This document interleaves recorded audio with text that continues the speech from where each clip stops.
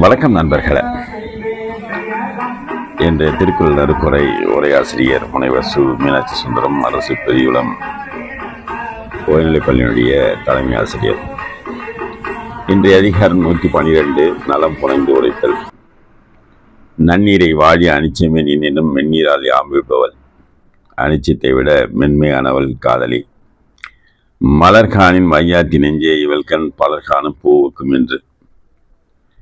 காதலியின் கண்கள் பலர் வியக்கும் மலர்கள். முருமேனி முத்தம் உருவல் வெறிநாற்றம் வேலுண்கண் வேய்தோல் அவட்கு.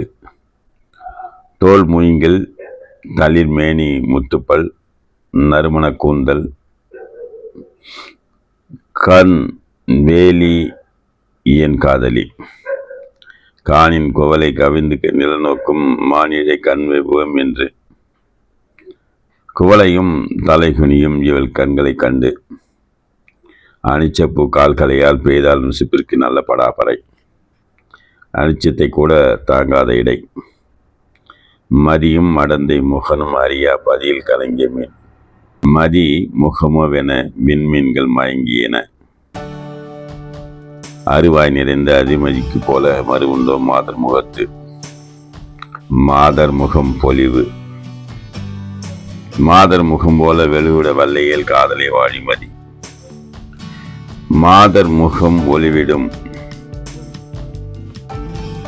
மலரென்ன கண்ணால் முகமுத்தியாயின் பலர்கான தோன்றல் மதி.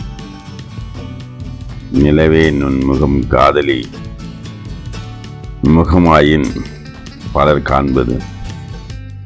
அனிச்சமும் அன்னத்தின் தூவியும் மாதர் அடுக்கி நெருங்கி பயம். காதலியின் பாதத்திற்கு அனிச்சமும் அன்னத்தின் சிறகும் நெருங்கி முள். திருக்குறளை படியுங்கள், திருக்குறள் வழி நடந்து வாருங்கள், வாழ்க்கை வளப்படும்.